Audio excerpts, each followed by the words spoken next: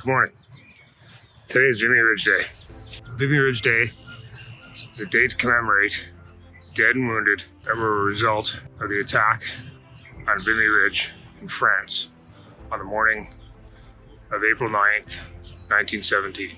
The Canadians launched their assault at 0530, roughly 15,000 infantry, totaling almost 100,000 soldiers, aided and supported by a creeping barrage.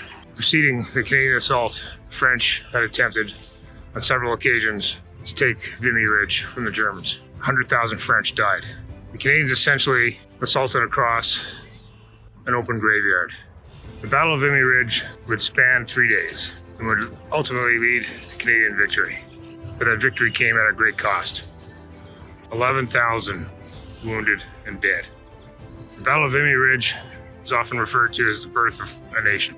Canada, for the first time since its inception, had deployed and fought as its own entity. In addition, the techniques used by the Canadian Army that day would pioneer new techniques and tactics used that would ultimately contribute to expediting the end of World War I.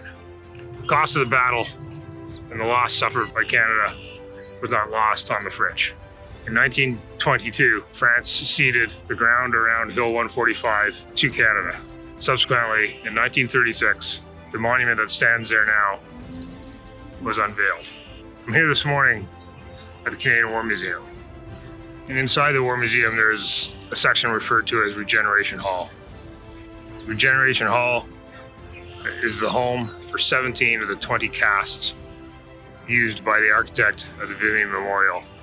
From a vantage point in the hall, one can look through a window and view the Peace Tower on Parliament Hill. But in your line of sight is the figure of hope, one of the figures that is predominant at the memorial on Vimy Ridge.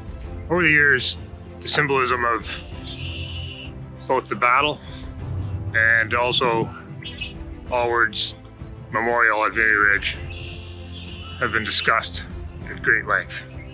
There's a predominant theory that Allward, the architect of the memorial, broke with tradition of the times and used the memorial to commemorate the dead and the wounded and to give hope to the living and future generations, which was in contrast to most memorials of the time, which were generally there to mark the victory of the battle.